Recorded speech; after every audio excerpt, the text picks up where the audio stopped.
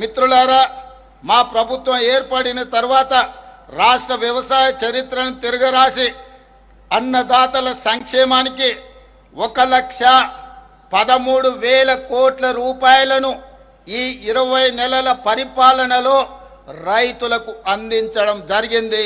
ఇది దేశంలోనే రైతులకు అందించిన అతిపెద్ద సహాయం. ఈ సహాయాన్ని అందించే అవకాశం కల్పించినందుకు తెలంగాణ ప్రజలకు నా కృతజ్ఞతలు తెలియజేస్తున్నా. మిత్రులారా, 10 ఏళ్ల తర్వాత పేదల సొంత ఇంటి కలలకు మళ్ళీ రెక్కలు తొడిగాం.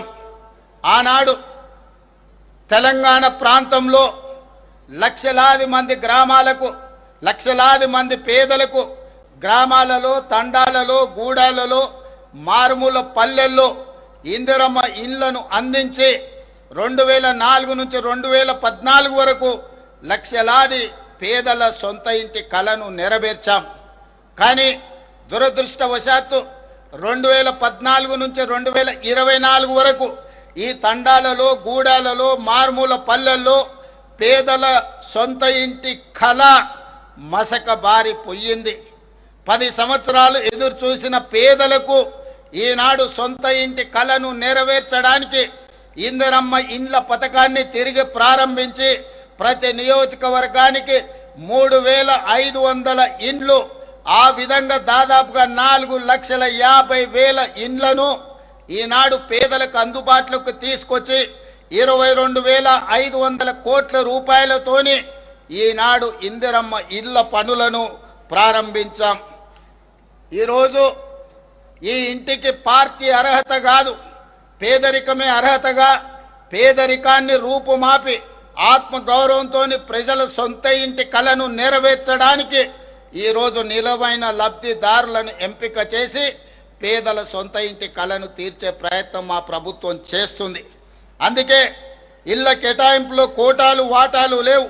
ఇళ్ల కోసం కమిషన్లు ఇచ్చే కర్మ పేదలకు పట్టలేదు. నీకింత నాకింత దందాలు లేవు. ఎంపికకు పేదరికమే గీటురాయి.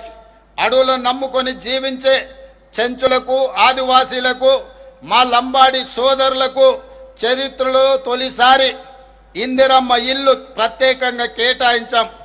గతంలో ఏ ప్రభుత్వం వీళ్ళకు ప్రత్యేకమైన కోట ఇవ్వలేదు.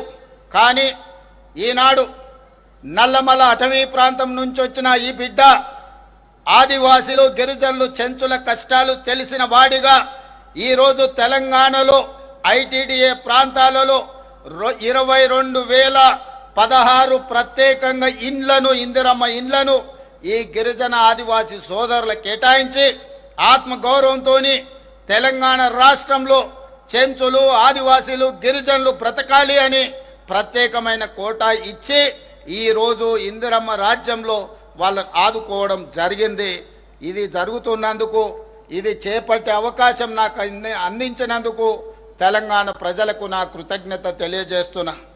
Subscribe us and press the bell icon for more interesting updates.